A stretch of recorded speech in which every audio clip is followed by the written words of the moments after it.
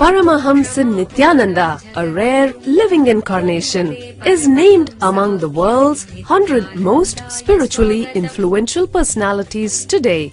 Paramahamsa Nithyananda has been placed alongside Dalai Lama, Nelson Mandela, Oprah Winfrey, Paulo Coelho and others by Mind, Body, Spirit, the world's top esoteric magazine from Watkins, London's oldest and largest bookstore. A yogi by birth, he has been expressing his power of enlightenment since birth. He has authored more than 500 books in Tamil and English. Translations of these books are available in 26 languages in Telugu, Kannada, Malayalam, Hindi, Sanskrit, Gujarati, Oriya, Bengali, Marathi, French, Malay, Polish, Portuguese, Italian, German, Danish, Spanish, Russian and Chinese. He is also an exemplary speaker with over 10,000 hours of profound life solutions through his discourses. Social services such as Annadan, free medical care, free educational services with ashrams, schools, temples, hospitals established in more than 140 places around the world, offering exceptional services. A powerful spiritual healer who has healed millions of people of diseases from migraine to cancer. A Kriya Yogi who has formulated Kriyas for physical health and mental well-being, benefiting thousands. A living master who offers practical solutions for our everyday problems. He is the founder and spiritual head of Nithyananda Dhyanapeetham, a spiritual powerhouse who has revived the sacred Vedic tradition by establishing Vedic temples in places like Los Angeles, San Jose, Seattle, Toronto, Ohio, Oklahoma, Phoenix, St. Louis, Malaysia, Brazil, Paris, Guadeloupe, Dallas, New York, New Jersey, Atlanta, Calgary, Vancouver, Singapore and places in India like Bengaluru, Hyderabad, Tiruvannamalai.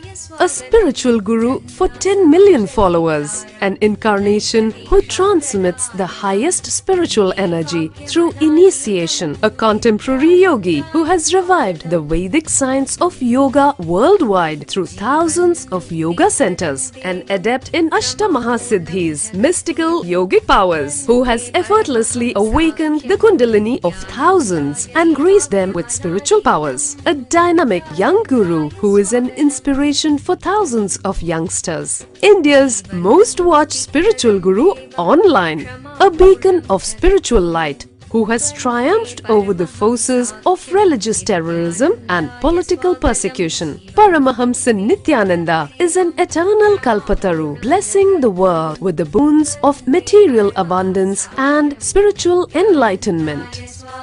He is the 293rd pontiff of the world's most ancient Hindu organization, Madurai Adinam. Nithyanandaya swagatam, anandanubhavaswadam, sarvaroga nivarakam, vande papa vinashaktam. Nithyanandaya swagatam, nityamuktam nirvikalpam, dhyanaloka pradipakam, vande shantamayam bandham. Nithyanandaya swagatam, anandagandha sancharam, sarvopadhi vinirmuktam.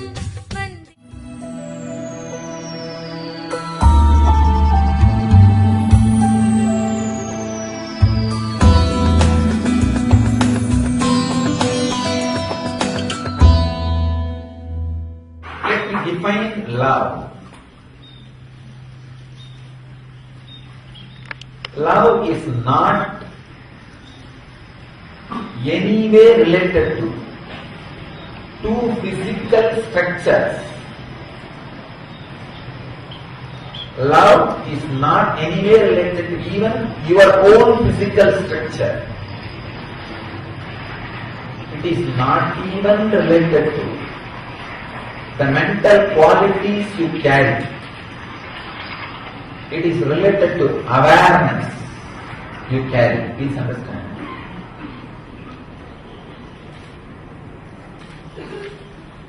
The awareness you carry naturally spreads its smell in your mental structure and in your body.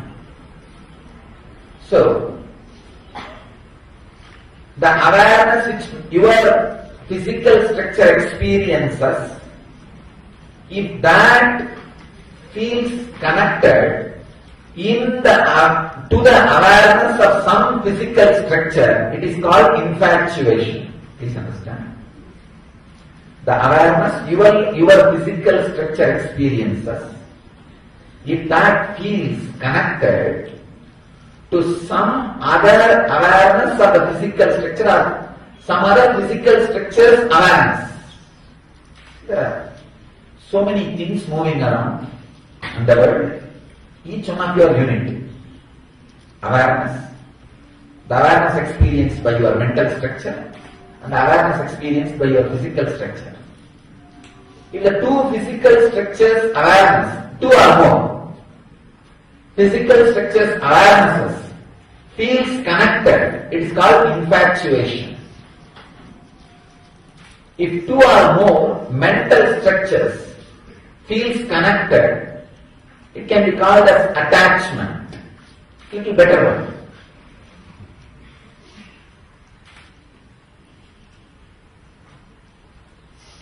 If one or more awarenesses, of course it's funny, you can't say awareness cannot have one or more.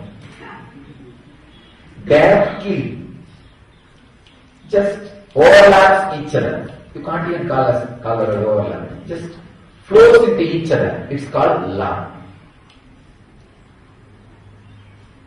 Two physical structures, if they feel connected, if their awareness feels connected, it's called infatuation. One or more mental structures, if they feel connected, it's attachment. When awareness overlaps beyond the physical and mental structures, it is called love. Now, scan all your relationships with this understanding. Suddenly you will see all the problems related to your love, relationship, friendliness, possessiveness, worry, everything will just disappear.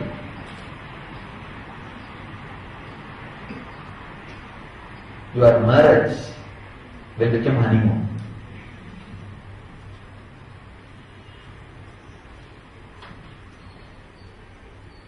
It will become beautiful, living relationship.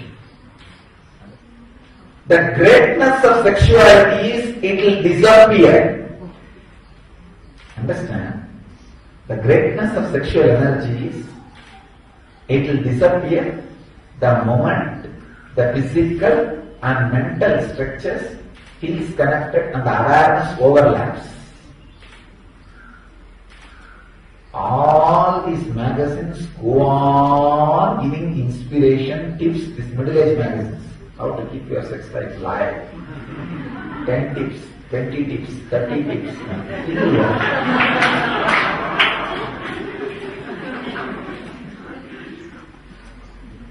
Because two things. Either the distance becomes too much, means that awareness in the physical structure and awareness in the physical structure is not feeling connected. The distance is more. Or awareness in the mental structure and awareness in the mental structure is not feeling connected. The distance is more. This is what happens to 90% of the marriage. There are 10% of the marriage. Really, the awareness and awareness overlaps each other. Such beautiful communion happens. Even there, the sex disappears. 11 years of the life, the married life, only the sex should be there. Whether the overlapping of the awareness happens, then just you will see, you don't need to confirm with each other that you love each other through the sexual act. Suddenly the necessity does not happen. Simply sitting together is something extraordinary. That's why the Vedic tradition, the marriage ceremony, there's a Ashirvachana, means the blessing word. By the 11th year, let both of you become mother and the son, father and daughter.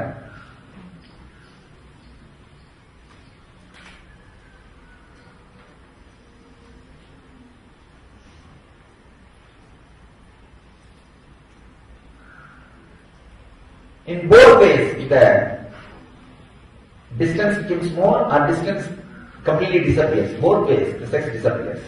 Just either sex is like a liquid, fluid, either it freezes cold like ice or it evaporates like a steam.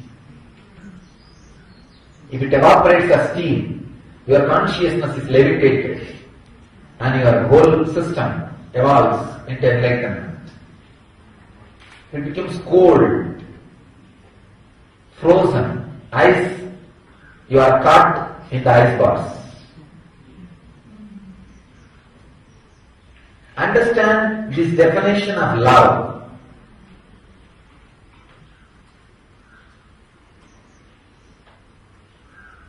Thousands of your problems,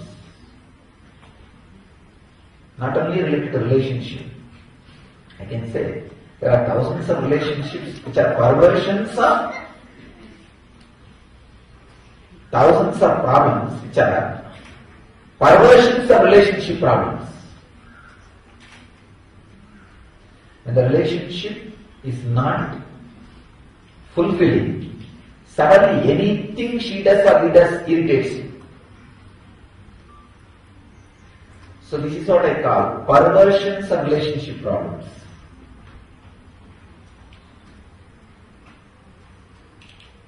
If you know the real love, even intellectually, you will start radiating healing energy. Healing does not mean just you will put your hand on somebody who is some way sick and that person will come out of the leg pain, stomach pain or headache or cancer. Put your hand on your own head. Heal all the headaches you have and you give to others. This is the healing stick I am giving to all of you. Understanding about love. Feel this understanding in all your relationships. Sit and scan. What is my relationship with my father? How is it? What is my relationship with my mother? How is it? What is my relationship with my spouse? How is it? What is my relationship with my brother? How is it? What is my relationship with my friends? How is it? What is my relationship with the world? How is it? I have seen people wasting years just with their relationship with the dog. It is not love. It is not love. Foolish infatuation. Very third grade perverted infatuation. I tell you, having a pet deity, Ishta Devata, is 1,000 times better than having a pet dog. But these idiots, without understanding, having pet dog has become a fashion. Having pet deity is something like a old, outdated.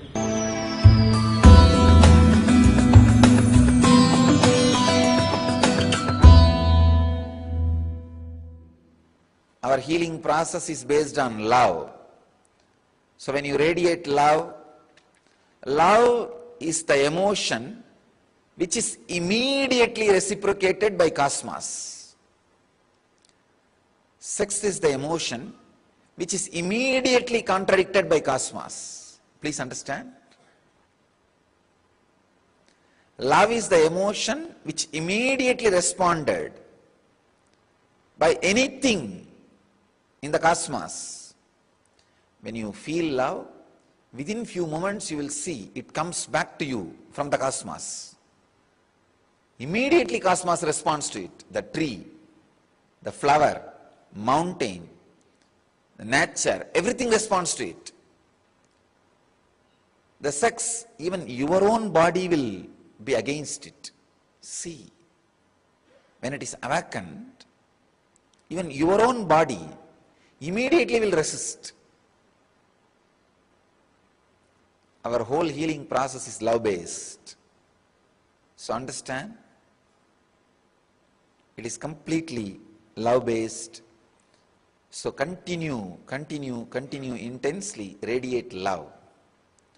You will see and experience whatever you are asking.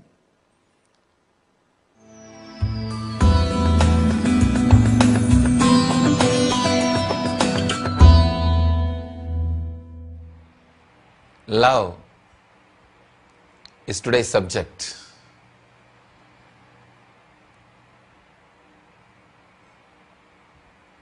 It's almost talking about the whole cosmos, whole universe, all the energies which moves the cosmos,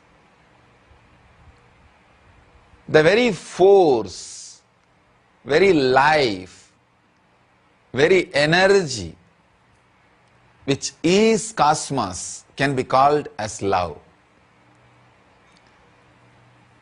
I'll talk about different dimensions of love, how love has become this matter, and how the love resides as energy inside this matter, and how love activates as energy the matter, and how love makes matter to move. I can say the beginning and continuous flow and end. Everything is love. The very life force is love. The different levels and different dimensions of love, if we understand, we can understand in which level we are, which dimension of love we are experiencing, in which level we need to move, in which dimension we need to experience, and how our being can become more and more blissful and spiritual, experiential. That's the main thing. Understand, whenever you experience love, even if it is in the lowest form as you think, the moment you experience, the very experience leads you to the next level of love. For example, if you experience very low level of love, a crude form, just the physical level, if you really experience without any layer between you and that experience, suddenly that very experience makes you go to the next level, the higher level. That is why in Tantra, they say, even if you go through a physical experience without any conditioning, simple, pure experience, suddenly you will see you are transported to the higher dimension of love, higher dimensions of love. So, whether it is lower or middle or higher or highest, any form, if the love is experienced, it leads you to the higher level. But without experiencing, if you are just intellectualizing, just going on thinking, even if you are thinking about the highest form of love, just thinking will not make you experience. So, that is why I feel more comfortable to say love is God than Prajnanam Brahma. Prajnanam Brahma means the knowledge, consciousness, that is God. Both mean same. When you say whether love is God or consciousness is God, both mean same. But the word love is God can be more applied in your life. The word love is God is not just a declaration, it is a technique also. If you start experiencing love, even in the lowest form, directly, it will lead you to the higher and higher and higher spaces. If you are only intellectualizing, conceptualizing, thinking about the love even in the highest form, it won't be leading you anywhere. That is why the people who go on thinking the Prajnanam Brahma, consciousness is God, knowledge is God, superconsciousness is God, they go on creating the different intellectual layers, but never experience love. Only a personalities like Shankara who experienced love, when he says Prajnanam Brahma, it is experience, it is truth. Ordinarily, without experiencing the love, if you just go on repeating the word, the higher consciousness is God, Prajnanam Brahma, it is just nothing but a word, verbal game, pundits playing. So, first start experiencing the love even if it is in the lowest form. Whatever form it is available in your inner space, start living it. Our senses have lost its truth. Our senses have lost its purity. First thing you need to do, if you want to experience love, purify your senses. Means be alive in every sense. If you are looking, look intensely. If you are smelling, smell intensely. If you are listening, listen intensely. If you are touching, touch intensely. If you are tasting, taste intensely. Nothing. A simple technique I can give you to heal others. When you want to heal others, put your hand on that person. Just only feel the area your body is touching his body. Just be alive only in that zone. Forget about all other parts of your body, his body. Just be the touch. You will see, whenever you become just the touch, your love oozes out, radiates through the touch. When you become just look, your look will radiate love. When you become just listening, your listening will radiate love. If you just radiate love through the touch, just become the touch, you will heal the other being. You will heal the other person. You will radiate love. You will just radiate life. Removing the conditionings about the love.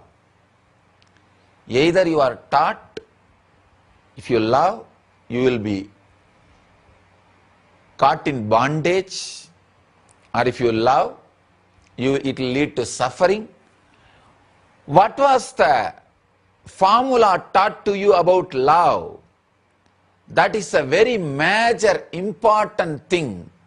How your love is going to end. Please understand. If you are taught right formulas about love, you will not have conditioning. If you are taught wrong formulas about love, that very wrong formulas will not allow you to relax in love. I have seen many people. They can't relax in love. They are not comfortable with love. So much of fear about love. So much of fear about love. They can't get into love. They can't relax into love. So much of fear. They will think, oh, I don't know what will happen to this love. How it will end. Will it end in a wrong way? Will this person also cheat me? If you are made to believe very clearly that all your love will end in pain, it will end in pain. You will be waiting to end it in pain. Because whatever you believe, you want to make it as reality and see it. Please understand.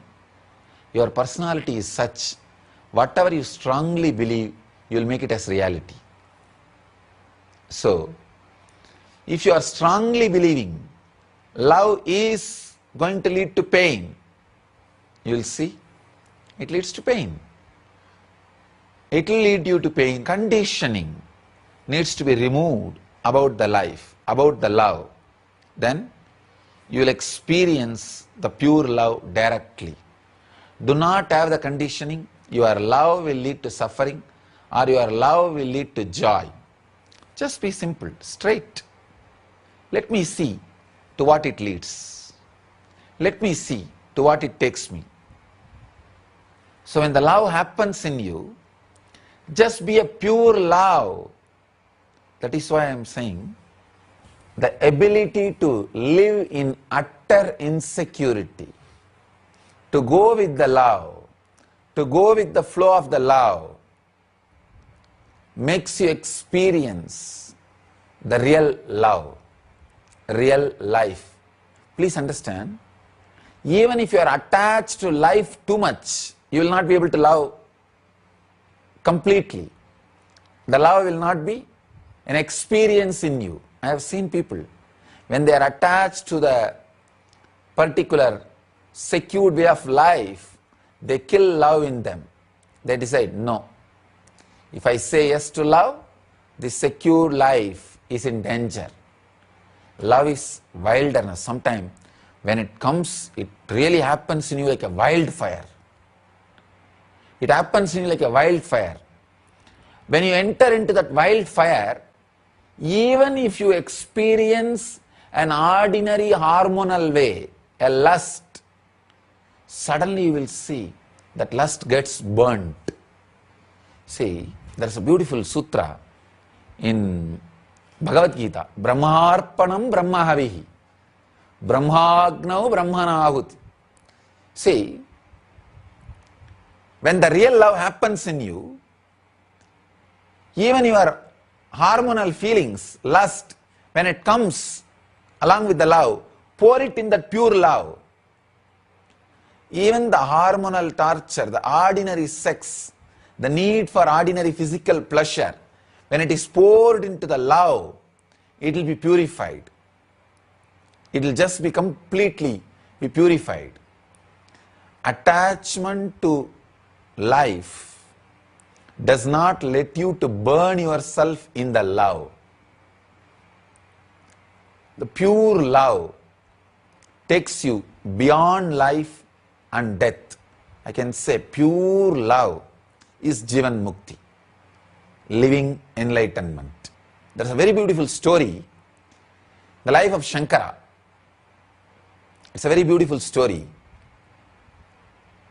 Great meaning is there behind that story. As a young boy, wanted to become a sannyasi, but mother is not allowing him. One day he was taking bath in the river.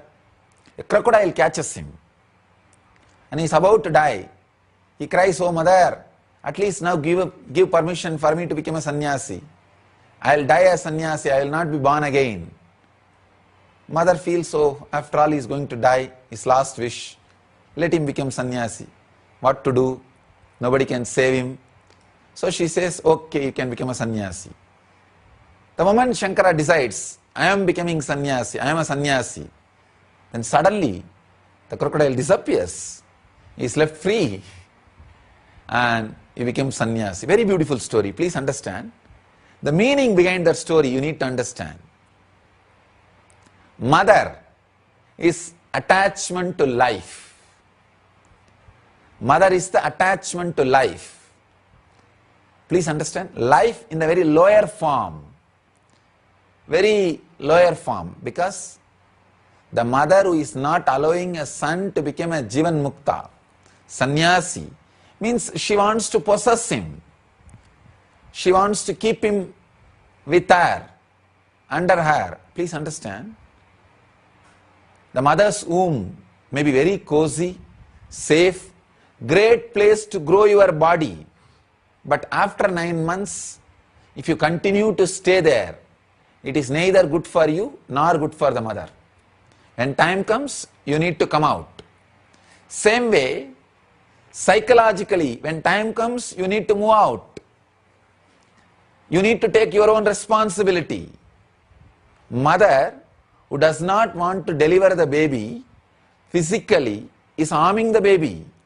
Same way, mother who does not want to deliver the baby, psychologically is harming the baby.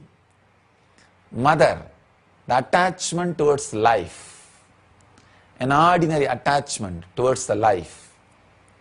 But his love for enlightenment means the pure fire of love is so strong, he is waiting for the situation. Then death happens in him. Means, please understand, whenever a small attachment for life tries to possess the pure fire of love, the love feels it like a death. Possessiveness is death for pure love. When somebody tries to possess the pure love feels it like a death. That is why whenever you try to catch the bliss, try to possess bliss, your hands will be empty. Beautiful breeze. If your hands are open, it will be on your body. Try to catch the breeze. You will have only empty hand. The possessiveness makes love feel like a death. That is what is that crocodile. Crocodile and the mother are both one and the same. Two different dimensions. The pure love feels the attachment to the small life as death. Then when both are in front, the pure love says, both of you now decide, who want to have me? Either the death can have me or attachment to life can have me. Both are actually one and the same. If the attachment to life, if the possessiveness takes over the love is dead. So if the possessiveness is taken over, if the possessiveness takes over the love, if the love is taken over by the possessiveness, it is death. So Shankara says, at least in death, allow me to be as I am. He requests the possessiveness. He requests the attachment to life. Suddenly attachment to life understands, yes, I am destroying him. Anyhow, if I stay with him, he will be destroyed. Let me move out. Let me relax. Let me settle down. Please understand, whenever you possess your lover, you are killing the love in him or her. You are reducing that person to an ordinary person. The joy which you had around him or her will simply disappear. Possessiveness reduces beings into matter. When the attachment to life understands, if it continues to possess love, pure life, it will reduce that into the death. It relaxes. Let's go. When the possessiveness is gone, death also has gone. The life, the love achieves enlightenment. That's the significance, meaning behind this beautiful story. Understand? It's a very beautiful story. Just see, when mother says, all right, you can become sannyasi, I'll lose my possessiveness over you, I give you the freedom. Suddenly death disappears. Crocodile is not there. Death is not there. When you take the possessiveness away from the love, suddenly love becomes enlightenment. When you take your conditionings away from the love, love becomes enlightenment. If you have any conditioning about love, love will lead to lust, or love will lead to suffering, or love will lead to joy, love will lead to bliss, love will lead to pain. Even if you have the conditioning, love will lead me to God. Drop everything. Drop all conditionings. The first level you will see, love will lead to joy. That is the Muladhara level. Next, love will lead to safety, security. That is the Swadhisthana level. Love will lead to peace. That is the Manipuraga level. Worry-free life. That is the Manipuraga level. Love will lead to more and more love. Energy. That is the Anahata level. Love will lead to bliss. That is the Anya level. Love will lead me to God. That is the Sahasrara level. But all 7 are conditionings. Drop all 7. Love will not lead you to God. Love is God. The moment possessiveness, attachment for life is lost, death is lost, love is enlightenment. Love is God. As long as you think, even the idea, love will lead you to God, it will not. You are caught. So drop all conditionings about love, all statements about love. Make your body ready, pure to experience love in any form it happens in you. First thing, make your mind ready to experience love without any conditioning as it happens to you. You will see love is God. Love is enlightenment. Love is Jivan Mukti.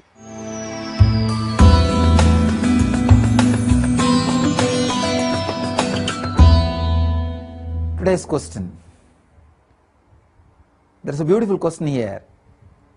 Swamiji, you said love activates matter. How can love activate matter and make it move?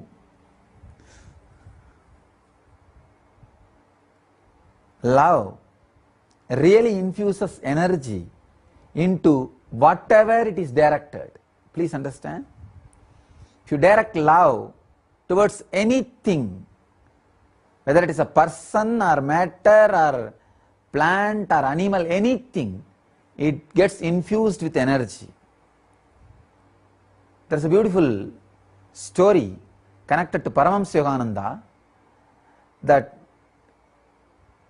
he or some of his disciples practiced showering love on a rose plant, telling that I will protect you, I will keep you safely, you can be secured, you don't need these thorns to protect yourself, don't be in insecurity. Every day talking in a very loving and healing way to that plant. In a month, that plant dropped all the thorns. It was only a rose. There was no thorns. Means love activates even the plant. And if you see Ramakrishna's life, Ramakrishna Paramahamsa's life, a great, so many examples can be given. One, how he related with that Kali's deity, Kali's statue. It is not a statue for him anymore. Just because of his intense love, the matter has become energy, alive. In his many experiences he shares, when he gives food, he saw mother eating. And when he touches the nose and feels, he says, I saw Devi breathing. And there are so many strong, solid experiences to prove that love activates matter. Love makes the matter alive. In Karnataka, there is a place called Udupi. There is a great saint Kanagadasa. When he went to have darshan of Krishna, Krishna turned, the whole deity turned and gave darshan to him. It is still called, that hole through which Kanagadasa had darshan is called Kanaganakindi, means the window of Kanagadasa. Still, Krishna gives darshan to the whole world through that hole. So please understand, there are thousands of evidences where love activates the matter. You can try even in your life. The plant or tree or river with which you are living. Every day sit with them for 10-15 minutes. You don't need to talk, but just feel a deep love for them. The nature, the hill or the river or the tree. Just have a deep feeling, connection, love. 10 minutes every day sit. Suddenly you will see that you are able to relate with them, they are able to relate with you, and communion will start. First it will be communication, then it will become communion. So love makes matter alive. When you shower love, matter becomes life. When you take away the love, even life becomes matter.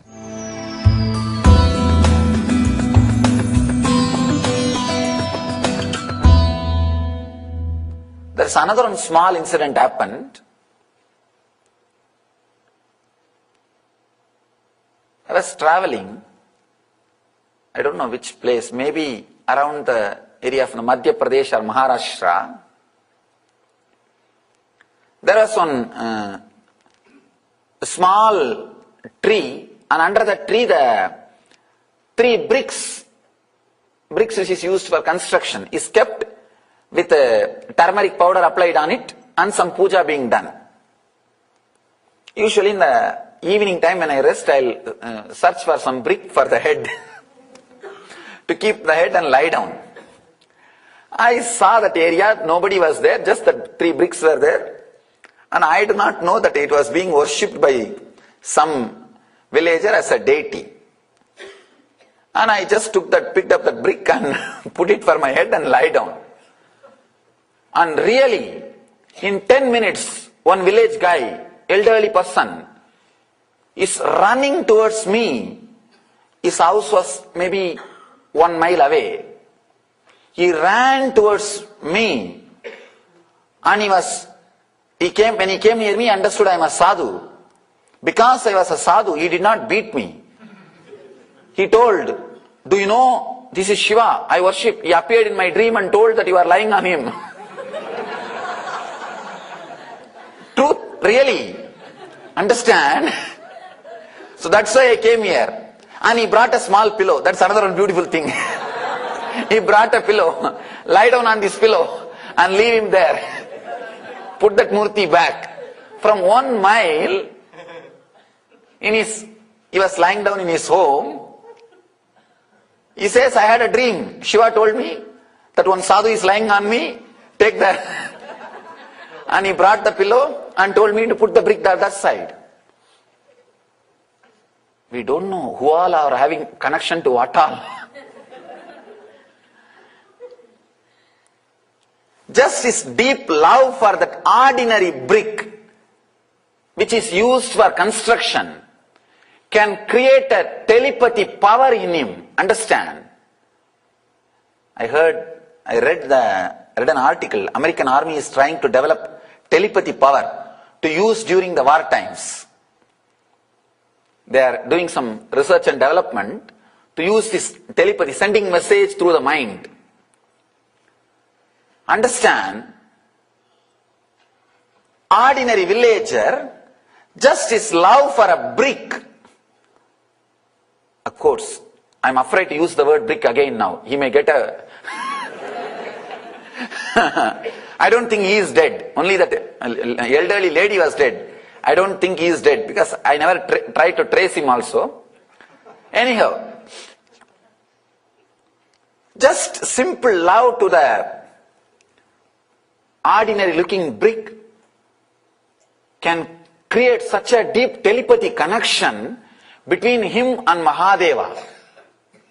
Then understand, between him and Shiva, this ordinary brick is acting like a cell phone. You can't imagine the way in which that guy ran towards me and the way in which he was shouting at me. Just because I am a sadhu, he left me. Otherwise, I would have had the puja. The puja from him. Just I want all of you to understand the power of love, the power of simple love. People who cannot experience, understand the space of being in love with the Master cannot understand the truth. That's why I always tell, we are not cult, we are a culture. Understand, there is a big difference between these two. There is a big difference between these two. When you are in deeply love, you will see the uniqueness of the truth, and everything will become alive, reality to you. And you will see every step you take in your life feels ecstatic, feels joyful. I cannot imagine from 1 mile somebody running with a pillow saying that you are sleeping on my God. Understand the strong telepathy connection. Here the sutra which Shiva says, look lovingly at some object. Do not go to another object. Here in the middle of the object, let the blessing happen to you. You see, you do not even have to choose a deity. You can choose anything with which you feel connected. If it is Coca-Cola bottle, okay. But the problem is, with the Coca-Cola bottle you will have only lust, not love. When you see that bottle, you will think only what I can get out of it. Understand? Looking with love and looking with lust are two different things. When you see a beautiful man or woman, when you look, you only look what I can get out of that person. Then it is looking with lust, not with love. Love means what I can add to that person. What way I can be of some help to that person.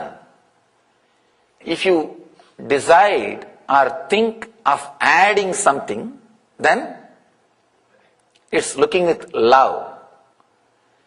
The moment you see and you start calculating what I can get out of that person, it is looking with lust. Understand? Looking with love, looking with lust, two different things. Here Mahadeva says, not only two different things, diametrically opposite. Diametrically opposite. Here Mahadeva says, look lovingly at some object.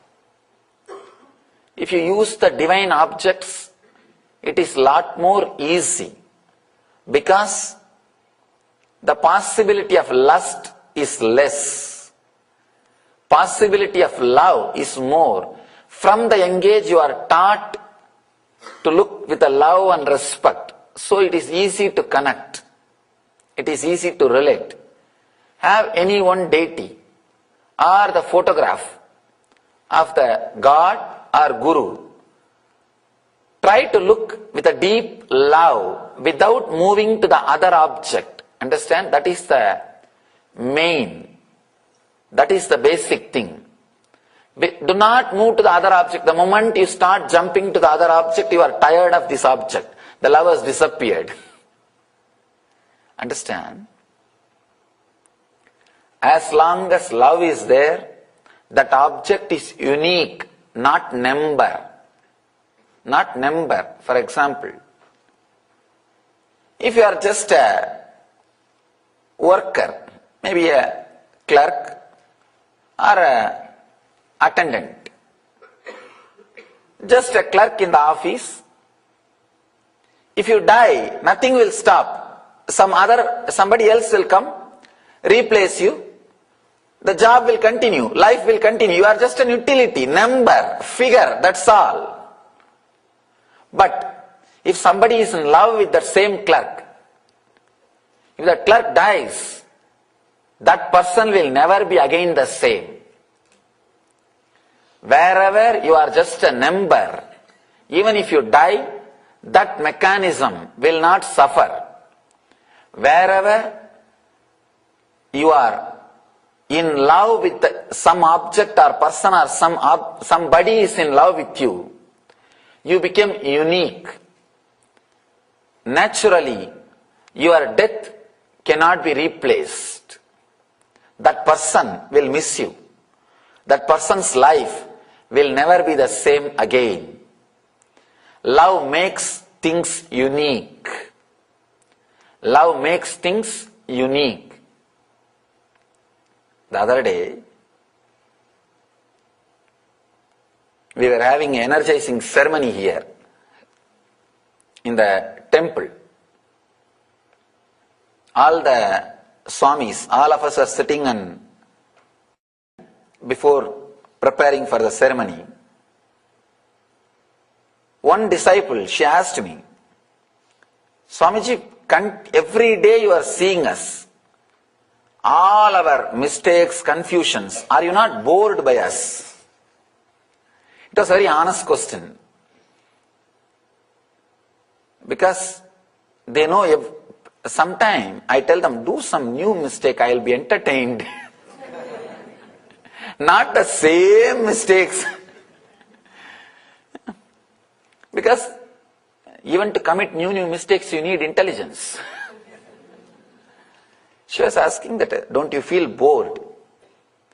I told, just because of my very love, I feel everybody is unique. Understand? I do not look upon the devotees or disciples as number. It is unique. That is why with so much of patience, I continue to work with everybody. If it is just a number, forget about it. Next person will do the work. Over. Devotees or disciples are not number for me. Because of my love for them, they are unique. Everybody is unique. Of course, I never miss anybody. Just because of complete fulfillment. But otherwise, everybody adds something. Everybody is welcomed, is expected, is needed, is wanted, is required to be here. Every individual is unique. Same way, when you are in love with the Master, he is needed, he is unique. When that love is not there, one more Swami, we can go to the other Ananda. What is there? If you just type only Nithyananda, at least 200,000 websites are opening. Just Nithyananda. If you type Swami Nithyananda, I don't know how many million websites will open. And if he is not, then some other Swami, that's all. If you are a number, you can be replaced.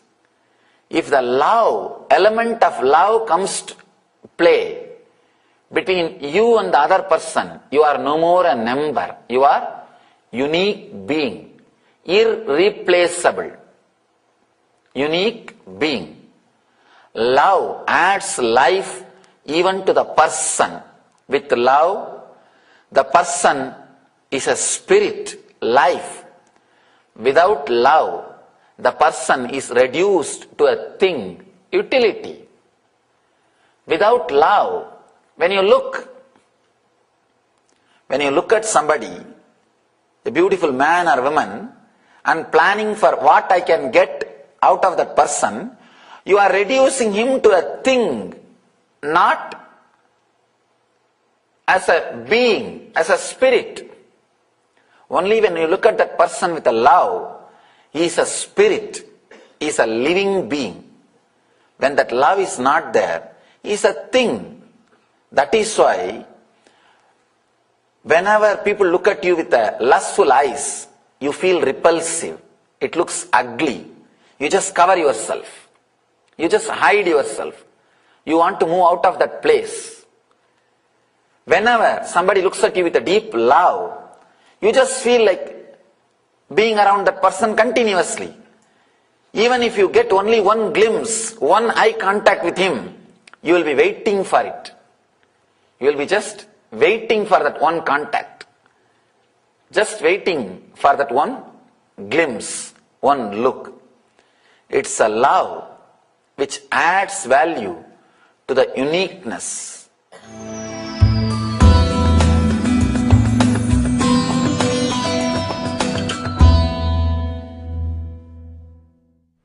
Let me first express from the angle of Patanjali. Patanjali talks about love here for the sake of samyama. Please understand, he gives us as technique He says, do samyama on these great qualities and excel in them. Through this, he approves the expression of love. And he instructs all the yogis to excel in love. He makes this as a technique, a powerful expression of the consciousness in you when it penetrates your blocking low mood logic and expresses itself in spite of your logic. It is called love. Understand? Inside you, there is an intense superconsciousness constantly waiting to break through your body and express itself. But your secured low mood logic, which goes on saying, no, no, no, you will be exploited, you will be exploited, you will be exploited. If you are so open, so alive, whoever goes around you will exploit you. Physically, mentally, economically. Men have a fear women will exploit economically if they are too loving. Women feel if they are too loving, men will exploit them physically. Both of them feel if they are too loving, others will exploit them emotionally. So always the fear, if you are loving, you will be exploited. Very dangerous. So there is a certain logic in you which completely bans you from flowing. I want all of you to know, your life is like a river. Only two ways of life exists. One, the river which is embanked, the river which is dammed. Embanked means don't completely stop, use it properly, only tell the river where it should not go. That's all.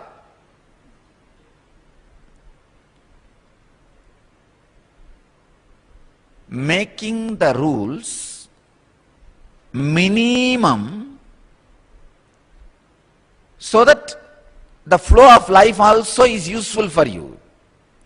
It is like making embankment for Kaveri or Ganga. There is another one way of life, completely blocking it. Stop. From now onwards, we will tell, dictate, direct whatever you should do. When the consciousness expresses in you, love is like embankment, guiding you, your flow. The insecure logic which is against the love is like a dam. Build the dam, that's it. Then exploit as you want. All the fellows are afraid of bank, but they don't understand they are caught in the dam. The life flow in you is like a river.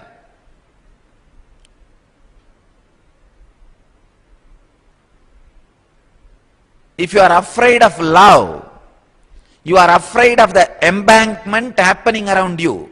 True, embankment also does some restrictions, but the fear of love,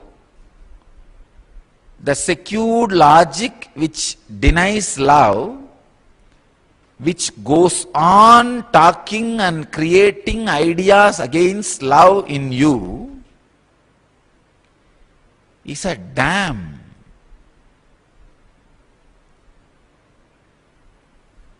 It just completely stops the life force.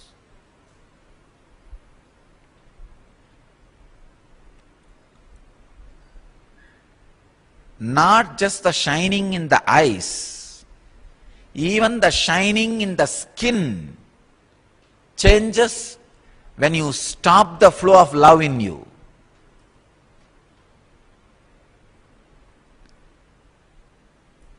Sweet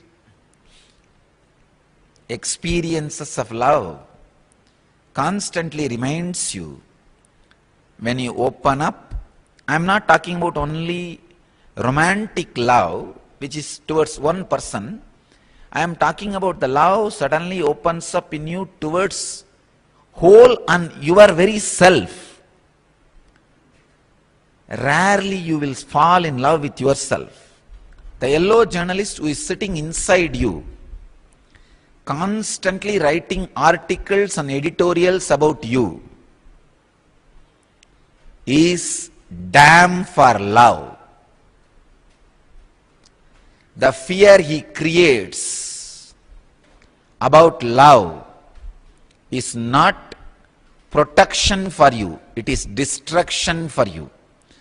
Dam is not a protection for river, it is a destruction for river.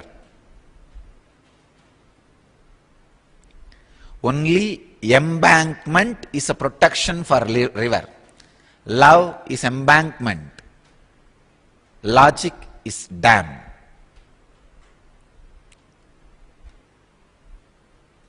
Do samyama on love. That is what Patanjali says. Means sit and meditate on the intense, beautiful inner space you go through when you are in love with you and with the whole. Understand? Here, Patanjali is not saying contemplate on the love which was directed towards one person. No. When at some time you just feel so good about being you, being who you are, but it happens very rarely. That's a big problem. If you are feeling deeply good at, wow, I am really worthy. I am really worthy of what I am. I am really worthy of life. I am really worthy of whatever is happening around me. When you are experiencing the love for yourself, suddenly you will experience that love for the whole. You will see then everybody, everything is worthy of what they are. The whole. When the love is experienced towards you by you, you will suddenly experience that towards the whole. So meditate on that love. Surely every one of you would have experienced that kind of moments at least few times in your life. When you feel love towards you and the love towards the whole, everything, you feel like blessing everybody and everything. Do samyama on that inner space. Not just the love directed towards one person. That may have its own investments, vested interests and all that. That is okay, nothing wrong. But that is not supposed to be the ultimate, or Patanjali does not expect you to do samyama on that. Do samyama on the love experience which you had towards you, towards the whole.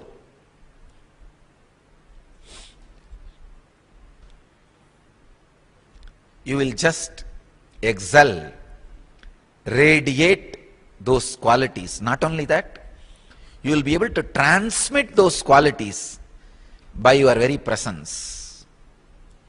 The word, very beautiful word,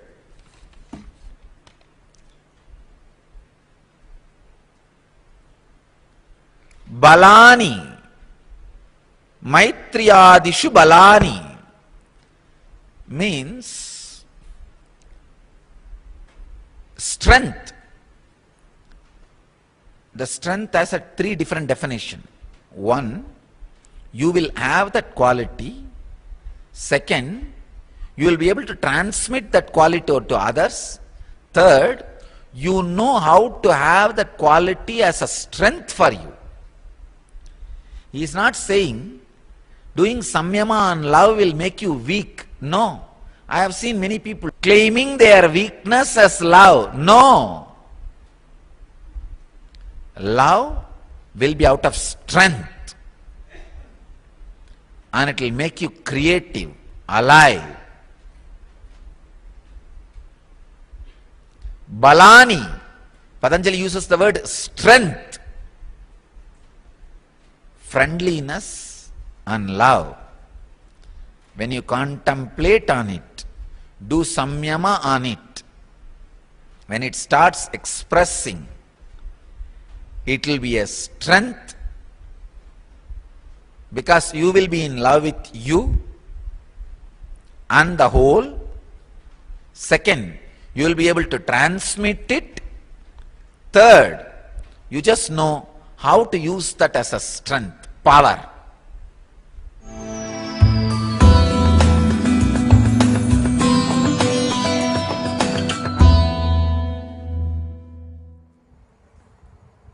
Can love also become a meditation?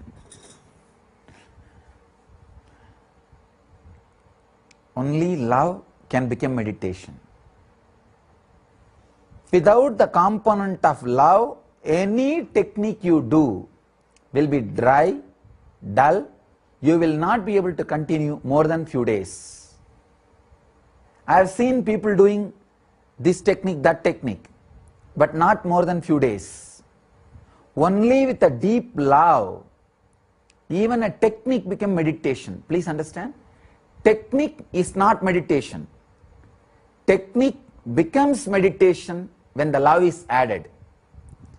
When the love is added, anything you do is meditation. When you are floating in love, you are in meditation. Real meditation will awaken love in you. The real love will awaken meditation in you. There are two different names. When your soul, with its pure energy, flows through your senses to the outer world, it can be called as love. The same energy, when it flows inward, it can be called as meditation. Whether it is love or meditation, from same source, same energy, same purity. Love should become meditation. Meditation should become love. Please understand, from my own experience I can say, the time I spent with Arunagiri Yogeshwara in the physical form, maybe, I don't know, around 9 months, from summer vacation to the end of the year, around April, March, April, that time to end of the year.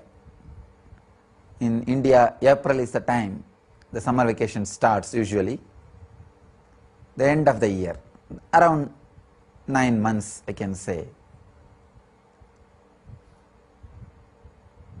The time I spent with him physically, having his darshan, being around him, I can say, still I remember very clearly the experience of love in me. That was the first and I can say in a way last experience. I experienced love in such a beautiful way towards a person, towards a being. Then it became a different experience, kind of a radiating and connecting with the whole world. But the kind of love I experienced with him I used to continuously feel what I can do to him, what I can give him. But I'm a small boy, it will feel very silly. What can I give to a God himself, an incarnation, an avatara Purusha? At that time I do not know all these big words, this avatara Purusha, God and all that. I know that he is a sadhu. From my idea, any sadhu means he is an enlightened or avatara Purusha. That's all. These big words I do not know, but I know sadhu means God. That's the way I felt.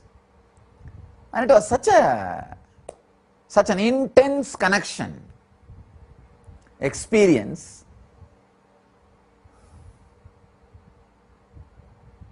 Still I remember, in the night I will be sitting with the alarm clock and changing the time, pushing the time fast so that early morning again I can rush to the temple to see him, to have his darshan.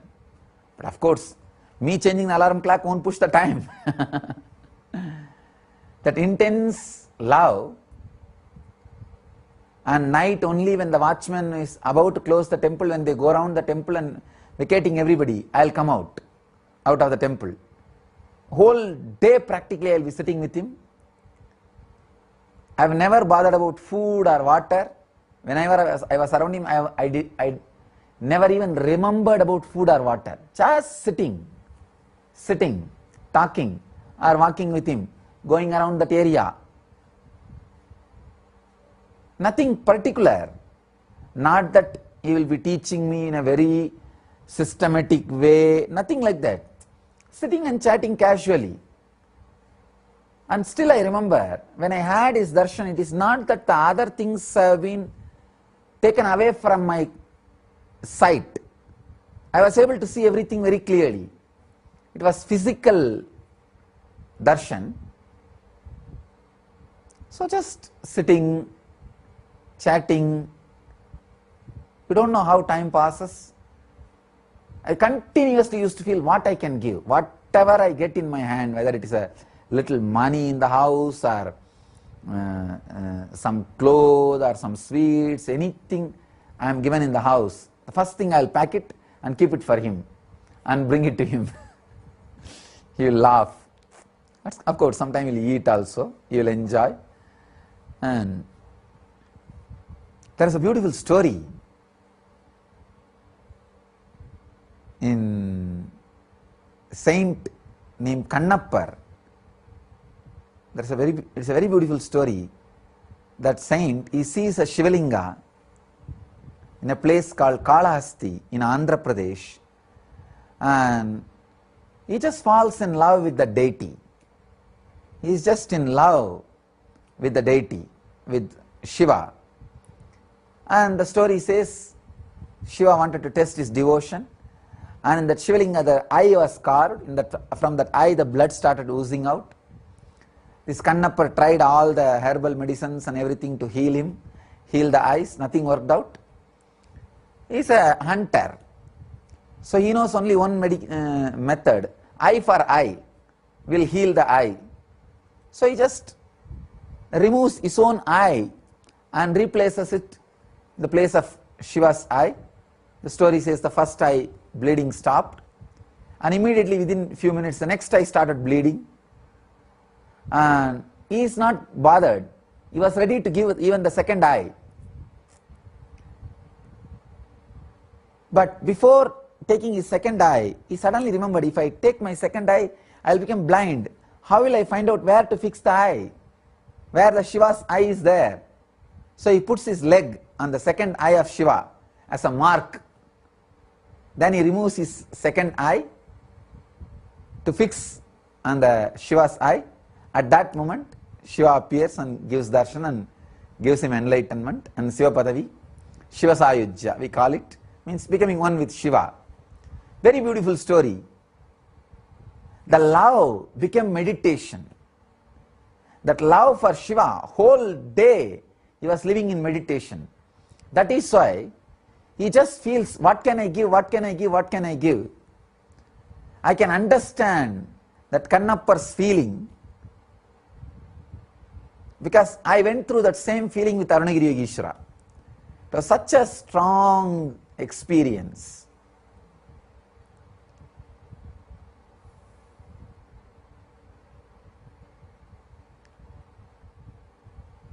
The deep love simply becomes meditation, and real meditation just becomes love in you. Love, energy, meditation, compassion, all these are same ingredient with different names. Different names: intelligence, energy, love, compassion, meditation. All these things are just different words for the same experience.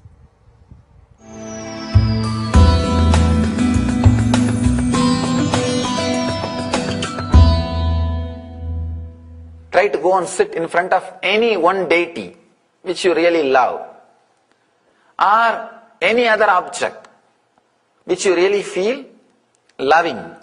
Sit in front of it.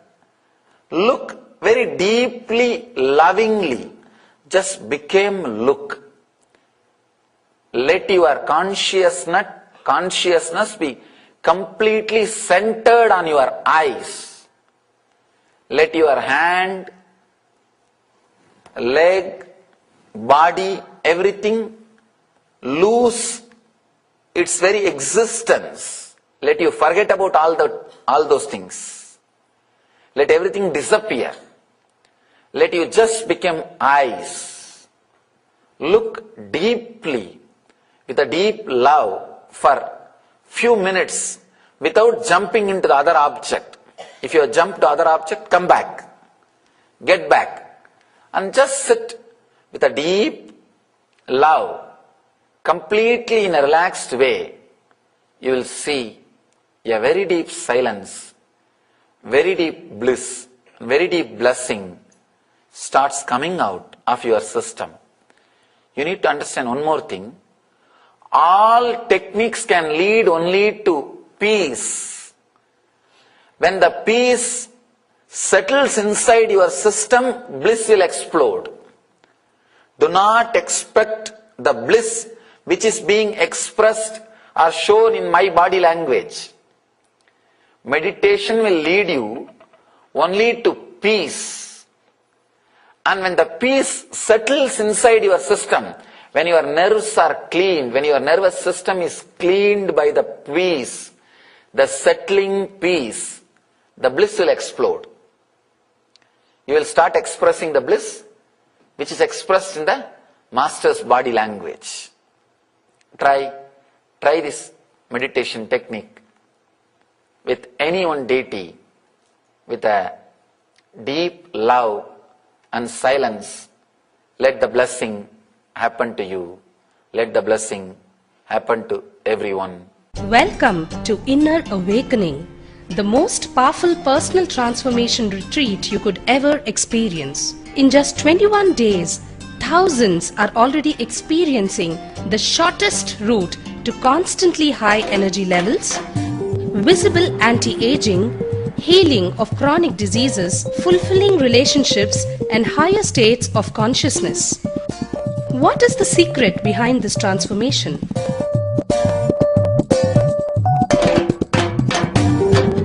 Kundalini means the inner potential energy.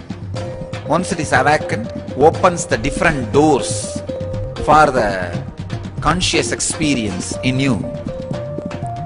I can say which is a master key for all extraordinary spiritual experiences.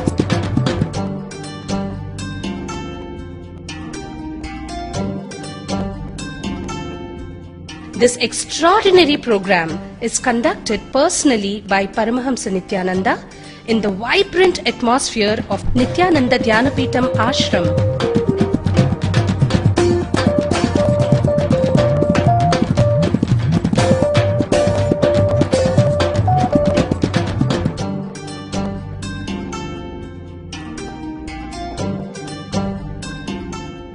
Open yourself to the benefits of Nitya Yoga and practical meditation. Experience physical and mental healing. Discover simple ways to handle life with success. Above all, Enjoy individual darshan and blessings from Paramahamsa Nithyananda every day. Take 21 days for yourself and carry home the transformation of a lifetime.